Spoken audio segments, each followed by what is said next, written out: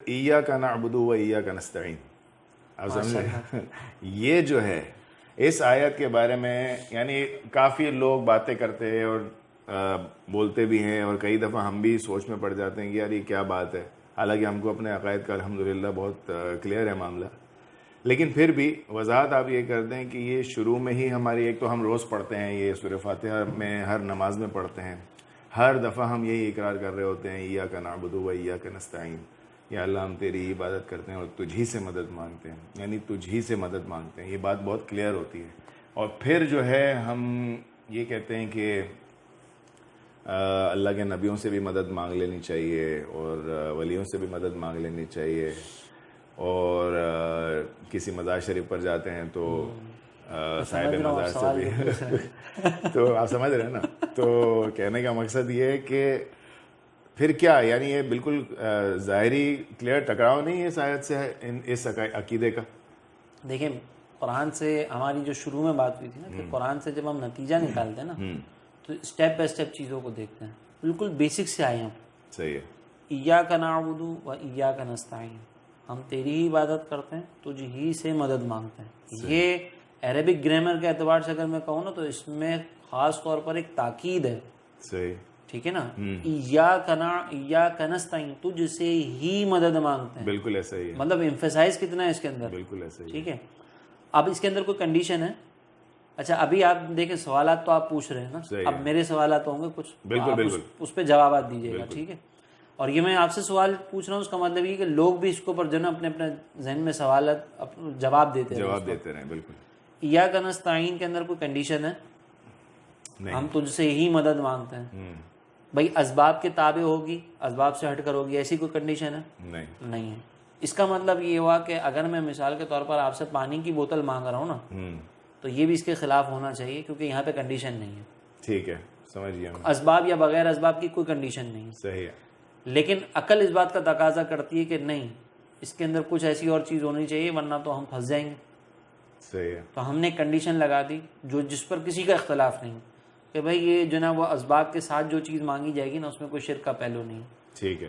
یہ تو سب کا اتفاق ہے. اس میں اتفاق ہے کہ اسباب کے اختیار کرنے یعنی میں ڈاکٹر سے اگر مدد مانگ رہا ہوں تو اس میں کوئی پرابلم نہیں. سوال مفتی صاحب آتا ہے کہ جو دنیا سے جا چکے ہیں ان سے مانگنے کے اوپر، میں اس پر آ رہا ہوں نا. ٹھیک ہے. اب سوال میں کروں گا. صحیح ہے. دیکھیں مسئلہ یہ ہے کہ میں ڈاکٹر سے اگر مدد مانگ رہا ہوں اس میں کسی کا اختلاف نہیں ہے کیونکہ اسباب کے تحت ہے. صحیح ہے. کوشچن یہ ہے کہ اسباب سے ہٹ کر مدد مانگنے کو اگر شرک کہا جا رہا ہے، اختلاف اس میں نا، تو پہلے ہم یہ دیکھیں گے کہ کیا اسباب سے ہٹ کر مدد طلب کرنا کوئی ایسی چیز ہے کہ وہ شرک کے دائرے میں جا سکتی ہو. ٹھیک ہے نا. اگر اسباب سے مدد ہٹ کر جو مدد طلب ہے، آپ نے تو ایک کنڈیشن بیان کر دی کہ جو دنیا سے رخصت ہو گیا، جو دنیا سے رخصت نہیں ہوا کیا میں اس سے اسباب سے ہٹ کر مدد طلب کر سکتا ہوں؟ نہیں. قاعدہ تو یہی ہونا چاہیے نا. پھر آپ یہ قید کیوں لگائیں؟ مطلب قید در قید نہ لگائیں نا، ایک ایک قید پہ چلیں. ٹھیک ہے. ابھی آپ زندوں سے اسباب سے ہٹ کر مدد طلب پہ بات کریں. صحیح ہے. ٹھیک ہے. کیا قرآن میں حضرت سلیمان علیہ السلام کا واقعہ نہیں؟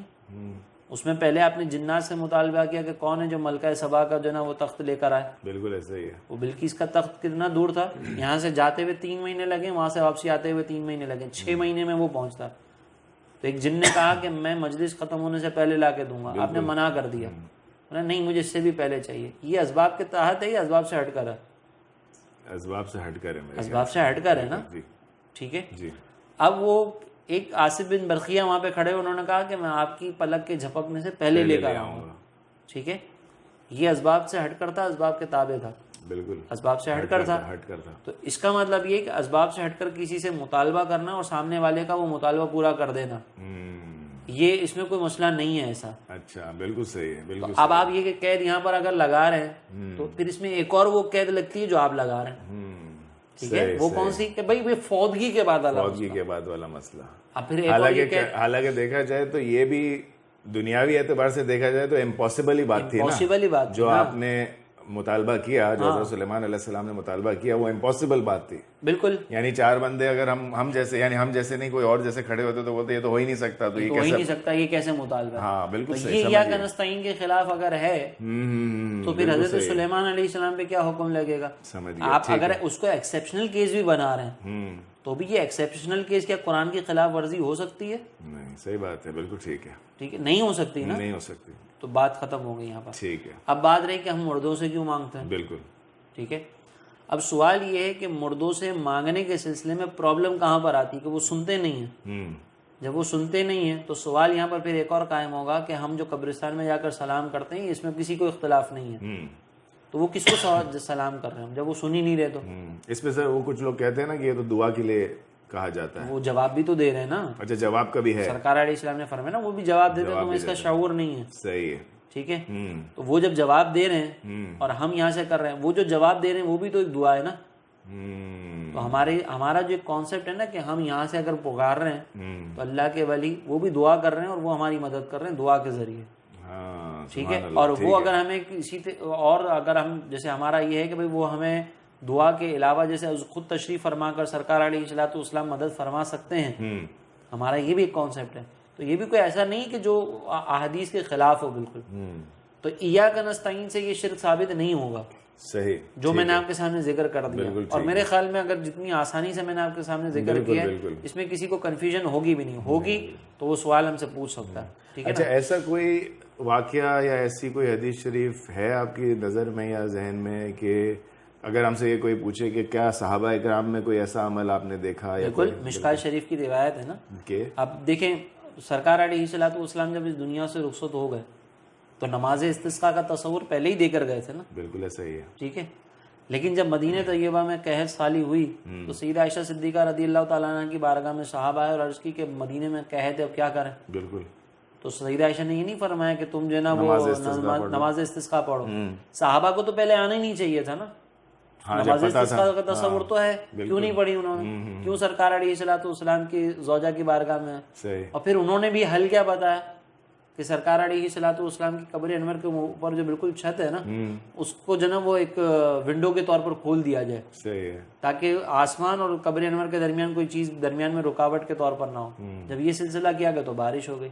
اور یہ مشکات شریف کی صحیح, اور یہ صحیح حدیث ہے, بالکل صحیح, کسی کا کوئی پرابلم نہیں ہے. سبحان اللہ. ہاں, اس میں اگر کوئی کہے کہ نہیں ہمارے والے محدث جو ہے نا اس میں اختلاف کرتے ہیں, وہ ایک الگ مسئلہ ہے. ٹھیک ہے نا. لیکن ہمارے بڑے بڑے محدثین نے یہ بات ذکر کی ہے. صحیح. ٹھیک ہے. تو صحابہ کرام نے بھی ایک انداز جو ہے نا وہ ہٹ کر اختیار کیا, تو اس میں تو کوئی پرابلم بظاہر نظر نہیں آ رہی ہے ہمیں. ٹھیک ہے. اچھا, اب میں یہاں پر ایک اور چیز کلیئر کر دوں کہ ایاک نستعین کا جو مقصد ہے نا اس کا پھر اب مطلب کیا ہوا؟ جی ہاں, اس کا مطلب یہ ہے کہ یا اللہ ہم اگر مثال کے طور پر کسی ڈاکٹر کے پاس بھی جا رہے ہیں نا اس کو خدا سمجھ کے نہیں مانگ رہے, اس کو وسیلہ سمجھ کے مانگ رہے ہیں. یعنی اب اس کا مطلب یہ ہے کہ ایک ڈاکٹر کو میں خدا سمجھ کے مانگوں, چاہے اسباب کے ساتھ مانگ رہا ہوں لیکن اس کو خدا سمجھ کے مانگوں, تو یہ شرک ہے. چاہے وہ قریب ہو, میرے ساتھ بیٹھا ہوا ہو, اسباب کو استعمال کر کے کر رہا ہو, لیکن میں نے خدا سمجھ لیا تو یہ شرک ہے. اور جب میں نے اس کو خدا نہیں سمجھا تو چاہے وہ دور بیٹھا ہوا ہو یہ قریب چاہے قریب بیٹھا ہو, اس کا کوئی تعلق ہی نہیں.